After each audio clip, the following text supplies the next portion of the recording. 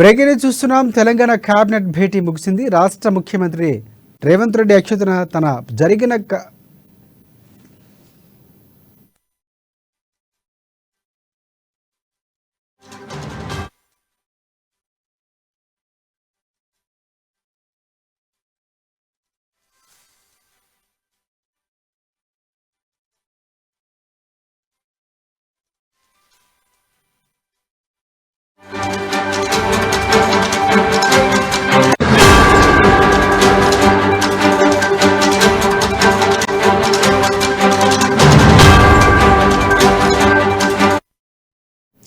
Breaking news చూస్తున్నాం. Telangana cabinet భేటీ ముగిసింది. రాష్ట్ర ముఖ్యమంత్రి రేవంత్ రెడ్డి అధ్యక్షతన జరిగిన మంత్రివర్గ సమావేశంలో గవర్నర్ ప్రసంగానికి ఆమోదం లభించింది. శుక్రవారం ఉభయ సభలు ఉద్దేశించి గవర్నర్ తమిళిసై సౌందరరాజన్ ప్రసంగించనున్నారు. గవర్నర్ ప్రసంగంలో ఉండాల్సిన అంశాలపై కేబినెట్ భేటీలో చర్చిస్తారు. ఇక కాంగ్రెస్ ప్రభుత్వం ఏర్పడిన తర్వాత తొలి ప్రసంగం కావడంతో ప్రజలకు ఎలాంటి సందేశం ఇవ్వాలనే దానిపై సుమారు గంటన్నర పాటు చర్చ జరిగింది. దీనిపై మరిన్ని అప్డేట్స్ అందించేందుకు మా ప్రతినిధి రాజు మనకి ఫోన్ లైన్లో సిద్ధంగా ఉన్నారు. రాజు, చెప్పండి. రాజశేఖర్, కొద్దిసేపటి క్రితమే కేబినెట్ సమావేశం ముగియడం జరిగింది. అసెంబ్లీలో ప్రత్యేకంగా కేబినెట్ సమావేశం నిర్వహించడం జరిగింది. అసెంబ్లీ ఏదైతే ఉందో రేపటికి పోస్ట్ పోన్ కాగానే వెంటనే రేపటికి వాయిదా పడడంతో వెంటనే కేబినెట్ సమావేశం సీఎం రేవంత్ రెడ్డి అధ్యక్షతన కేబినెట్ సమావేశం జరగడం జరిగింది. ముఖ్యంగా ఈ కేబినెట్ సమావేశంలో ప్రధానంగా రేపు గవర్నర్ ప్రసంగం ఉండబోతుంది. గవర్నర్ ప్రసంగానికి ఆమోదం తెలుపుకోవడం జరిగింది. దానికోసమే కేబినెట్ లో ప్రత్యేకంగా ఏర్పాటు చేశామని చెప్పేసి కూడా ప్రభుత్వ వర్గాలు చెప్తా ఉన్నాయి. ముఖ్యంగా రేపు ఉభయ సభలను ఉద్దేశించి శాసనసభ, శాసన మండలిని రెండు సభలను ఉద్దేశించి గవర్నర్ తమిళిసై రేపు ప్రసంగించనున్నారు. సో ఈ ప్రసంగానికి కేబినెట్ ఆమోద ముద్ర వేయడం జరిగింది. అదేవిధంగా అంతకుముందు గవర్నర్ ప్రసంగంలో ఎట్లాంటి అంశాలు ఉండాలి, ముఖ్యంగా సో ప్రభుత్వానికి సంబంధించి ఎట్లాంటి విజన్ ఉంది, తెలంగాణ కొత్త ప్రభుత్వం ఏర్పడింది తెలంగాణలో, ఎట్లాంటి అంటే గత ప్రభుత్వానికి భిన్నంగా ఈ ప్రభుత్వం ఏం చేయబోతుంది అనే లక్ష్యాలను కూడా అందులో ప్రధానంగా అంటే సూక్ష్మంగా పొందుపరిచారని చెప్పేసి కూడా మనకు సమాచారం అంతా ఉంది. ముఖ్యంగా ప్రస్తుత పరిస్థితులలో రాష్ట్రంలో ఎట్లాంటి పరిస్థితి ఉంది, అదేవిధంగా రానున్న రోజుల్లో ఎట్లా ఉండబోతుంది అనేది ఒకటి క్లియర్ కట్ గా గవర్నర్ ప్రసంగంలో పొందుపరచాలనే ఉద్దేశంతో కేబినెట్ మీటింగ్ లో కూడా చర్చించడం జరిగింది. ఆ చర్చించిన అంశాలను కూడా ఆ కేబినెట్ భేటీ కూడా ఈ యొక్క గవర్నర్ ప్రసంగంలో పొందుపరచడం జరిగింది. రేపు గవర్నర్ ప్రసంగం కూడా ఉండబోతుంది. అదేవిధంగా ముఖ్యంగా ప్రధానంగా ఎన్నికల హామీలో భాగంగా కాంగ్రెస్ పార్టీ ఏదైతే ప్రకటించిందో 6 గ్యారంటీలు ఉన్నాయా, ఇప్పటికే 6 గ్యారంటీలు మనం చూస్తా ఉన్నాం. 2 గ్యారంటీలు కూడా ఆల్రెడీ ఇప్పటికే అమల్లో ఉన్నాయి. ఒకటి వచ్చేసి మహాలక్ష్మి పథకం, ఎవరైతే ఉన్నారో మహిళలకు ఉచిత రవాణా సౌకర్యం ఒకటి, అదేవిధంగా ఆరోగ్యశ్రీ 10 లక్షల లిమిట్ పెంపు, ఈ రెండు కూడా ప్రస్తుతానికైతే ఆల్రెడీ అమలు చేస్తా ఉంది ప్రభుత్వం, రాష్ట్ర ప్రభుత్వం. ఇంకా 4 ఏవైతే ఉన్నాయో గ్యారంటీలు, వీటిని కూడా త్వరితగతిన పట్టాలెక్కించేందుకు కూడా ప్రభుత్వం కసరత్తు చేస్తా ఉంది. వీటిపై కూడా చర్చించినట్టుగా కూడా మనకు సమాచారం అంతా ఉంది. ముఖ్యంగా రేపటి గవర్నర్ ప్రసంగానికి అయితే కేబినెట్ ఆమోద ముద్ర వేసింది. సో రేపు గవర్నర్ ప్రసంగం ఉండబోతుంది. రాజశేఖర్, రేపు గవర్నర్ ప్రసంగం ఎన్ని గంటలకు ఉండబోతుంది? దీనికి సంబంధించి పూర్తి స్థాయిలో ప్రసంగానికి సంబంధించి ఇప్పుడే గంటన్నర పాటు చర్చించుకున్నటువంటి పరిస్థితి కనిపిస్తుంది.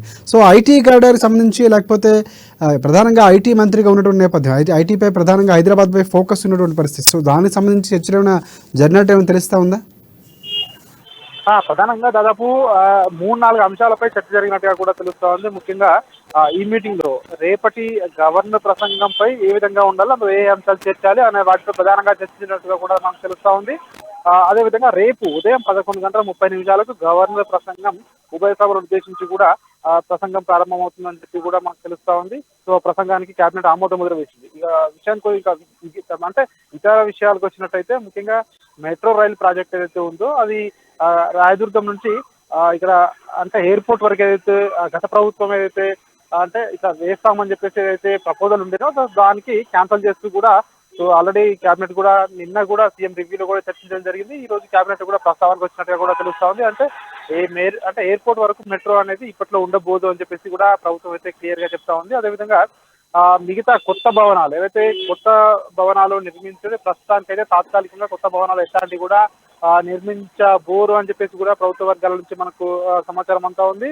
సో ఇప్పటికీ రాష్ట్ర పరిస్థితి దృష్ట్యా, రాష్ట్ర ఆర్థిక పరిస్థితి దృష్ట్యా రాష్ట్రంలో కొత్త ఏదైతే భవనాలు కానివచ్చు, కొత్త నిర్మాణాలు కావచ్చు, ఇట్లాంటి కొన్ని రోజుల వరకు, కొన్ని సంవత్సరాల వరకు కూడా ఉండకపోవచ్చు అని చెప్పి కూడా తెలుస్తా ఉంది. ప్రస్తుతానికి ఆర్థిక పరిస్థితి సరిగా లేదు అని చెప్పేసి కూడా ప్రభుత్వ వర్గాలు చెప్తా ఉన్నాయి. ఆర్థిక రాష్ట్రం యొక్క ఆర్థిక పరిస్థితి పట్టాలెక్కిన తర్వాత సో మిగతా అయితే అభివృద్ధి కార్యక్రమాలు కావచ్చు, ఇతర అసెంబ్లీ భవనం లాంటి నిర్మాణాలు, పెద్ద పెద్ద నిర్మాణాలు కావచ్చు, అవన్నీ తర్వాత ఉంటాయని చెప్పేసి కూడా తెలుస్తుంది. మొత్తానికైతే ఈ రోజు ఒక కేబినెట్ సమావేశంలో ముఖ్యంగా రేపటి గవర్నర్ ప్రసంగంలో ప్రధానంగా చర్చించారు. అదేవిధంగా కాంగ్రెస్ పార్టీ ఏదైతే ఎన్నికల మేనిఫెస్టోలో పొందుపరిచిందో 6 గ్యారంటీలో మిగిలిన ఏదైతే ప్రస్తుతం అమలు చేస్తున్న 2 గ్యారంటీలు పోను మిగిలిన 4 గ్యారంటీల అమలు వాటి సాధ్యాసాధ్యాలు ఎట్లా అంటే ఒకటొకటి అమలు చేయాలా, ఏ ఏ సమయాల్లో ఏదేది అమలు చేయాలనే దానిపై ప్రధానంగా చర్చారు. మొత్తానికి 100 రోజుల లోపల ఖచ్చితంగా అమలు చేయాల్సి ఉంటుంది కాబట్టి ప్రాధాన్యంగా మొదటగా ఇప్పుడు ఆల్రెడీ 2 ప్రారంభమయ్యాయి. నెక్స్ట్ ఏది ప్రారంభం అవ్వాలనేది సో ముఖ్యంగా ఈ భేటీలో చర్చకు వచ్చినట్టుగా కూడా తెలుస్తోంది రాజశేఖర్.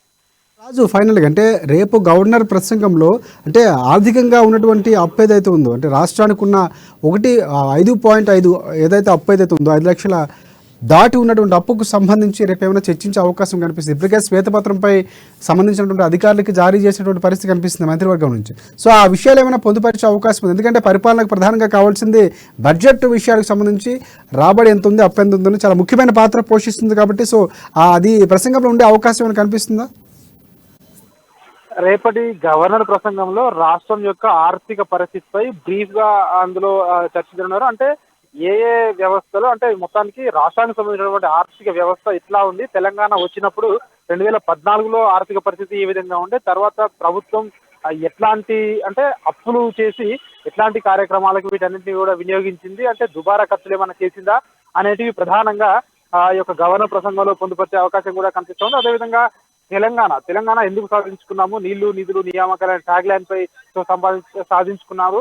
సో దీన్ని అవన్నీ కూడా సో ఎంతవరకు సఫలీకృతమయ్యాయి నీళ్లు నిధులు నియామకాలు, సో వీటిపై కూడా ప్రధానంగా గవర్నర్ ప్రసంగంలో ఉండే అవకాశం కూడా కనిపిస్తా ఉంది. అయితే గవర్నర్ ప్రసంగంలో ఎగ్జాక్ట్ గా ఆర్థిక పరిస్థితి ఎన్ని లక్షల కోట్ల అప్పు ఉందనేది అంటే మెన్షన్ చేయకపోయినా సో ఈ ఆర్థిక సంబంధించి అంటే లోటుపాట్లు ఎంత ఇప్పుడు ప్రస్తుతం ఎంత అప్పు ఉంది అనేది మాత్రం ఒక బ్రీఫ్ గా చెప్పే అవకాశం అయితే స్పష్టంగా కనిపిస్తా ఉంది. ఏ ఏ రంగాలపై వీటి యొక్క ప్రభావం పడుతుంది అని చెప్పే అవకాశం ఉంది. సో ప్రధానంగా తర్వాత ఈ అసెంబ్లీ సెషన్స్ తర్వాత శ్వేతపత్రం ఎట్లాగో రిలీజ్ చేస్తా అని చెప్పేసి కూడా ప్రభుత్వ వర్గాలు కూడా చెప్తా ఉన్నాయి గత కొన్ని రోజులుగా కూడా. సో ఖచ్చితంగా శ్వేతపత్రాలు సపరేట్ గా రిలీజ్ చేస్తారు, కానీ రేపటి ప్రసంగంలో మాత్రం ఖచ్చితంగా ప్రస్తుతం ఉన్న పరిస్థితి రాష్ట్రంలో ఏ విధంగా ఉంది, సో అంటే ఎంత లోటు బడ్జెట్ లో ఉన్నాం, అంటే ఎంత ప్రస్తుతం లోటు ఆర్థిక అంటే ఎంత అంటే అప్పుల్లో రాజు ఒకటి ఇంకోటి అంటే రేపు ఒకవేళ గవర్నర్ గత ప్రభుత్వానికి కూడా కొన్ని సందర్భాల్లో ప్రభుత్వానికి సంబంధించి సూచనలు చేసినటువంటి పరిస్థితి గవర్నర్ నుంచి ఉంది. తర్వాత అది వాగ్వాదం కూడా చోటు చేసుకున్నటువంటి పరిస్థితి, సో అది వ్యక్తిగతంగా వెళ్ళేటువంటి పరిస్థితులు కూడా దారితీస్తాయి. కానీ ప్రస్తుత ప్రభుత్వానికి ఏమైనా గవర్నర్ నుంచి కొన్ని సూచనలు ఏమైనా రేపు ప్రసంగంలో ఉండే అవకాశాలు ఏమైనా ఉన్నాయనుకోవచ్చు, మనం ఆ దిశగా ఆలోచించే అవకాశం ఉందంటారా? ప్రస్తుతం అయితే గవర్నర్ నుంచి అయితే సానుకూల స్పందన వస్తుంది ప్రభుత్వానికి. ఎందుకంటే కొత్త ప్రభుత్వం కాబట్టి, కొత్త ప్రభుత్వం ఏర్పడి దాదాపు వారం రోజుల సమయం అయింది కాబట్టి ఇది ప్రతిపక్ష బీఆర్ఎస్ పెద్దలు కూడా అదే చెప్తా ఉన్నారు, కొద్ది సమయం ఇద్దాం మనం ప్రభుత్వానికి, ఒక 6 నెలల వరకు సమయం ఇద్దామని చెప్పేసి కొందరు సీనియర్ ఎమ్మెల్యేలు కూడా ప్రతిపక్ష నేతలు కూడా మాట్లాడుతూ ఉన్నారు. ఎందుకంటే ఇప్పటికిప్పుడు విమర్శించడానికి సో ఏం స్కోప్ ఉండదు కాబట్టి, ఎందుకంటే ఏమన్నా విమర్శించినా కూడా సో గత ప్రభుత్వం పైనకి అవన్నీ వెళ్తాయి కాబట్టి ప్రతిపక్షం కూడా ఆచితూచి వ్యవహరిస్తా ఉంది. ఒక 6 నెలల వరకు సమయం ఇద్దాము, తర్వాత మనము అంటే ఏ వీళ్ళు వాగ్దానాలు చేశారు, ఎందుకు అమలు చేయట్లేదు అని చెప్పేసి ప్రజల్లోనే తెలుసుకున్నాము, అంటే ప్రజలకు వివరిస్తాము ఇవన్నీ అని చెప్పేసి కూడా చెప్తున్నారు. గవర్నర్ కూడా ఖచ్చితంగా ఇప్పటికిప్పుడు మాత్రం ప్రభుత్వానికి అయితే సహకరించే ధోరణిలోనే ఉంది ఆమె. గత ప్రభుత్వంతో ఏదైతే మనం చూసాము కొన్ని బిల్లుల విషయంలో ప్రభుత్వానికి గవర్నర్ కు మధ్య ప్రతిష్టంభన నెలకొని ఉంది. అయితే ప్రస్తుతానికైతే అట్లాంటి ప్రతిష్టంభన ఈ కొత్త ప్రభుత్వానికి అయితే ఏది ఉండకపోవచ్చు, భవిష్యత్తులో ఎట్లా ఉంటుందో మనం చెప్పలేము. కానీ ప్రస్తుతానికైతే ఈ ఉన్న సిచ్యువేషన్ లో మాత్రము గవర్నర్ రాష్ట్ర ప్రభుత్వం ఇచ్చిన బిల్లులు అయినా కానివచ్చు, ఏదైనా కానివచ్చు, గవర్నర్ వెంటనే ఆమోదిస్తా ఉన్నారు. Right thanks for updates Raju.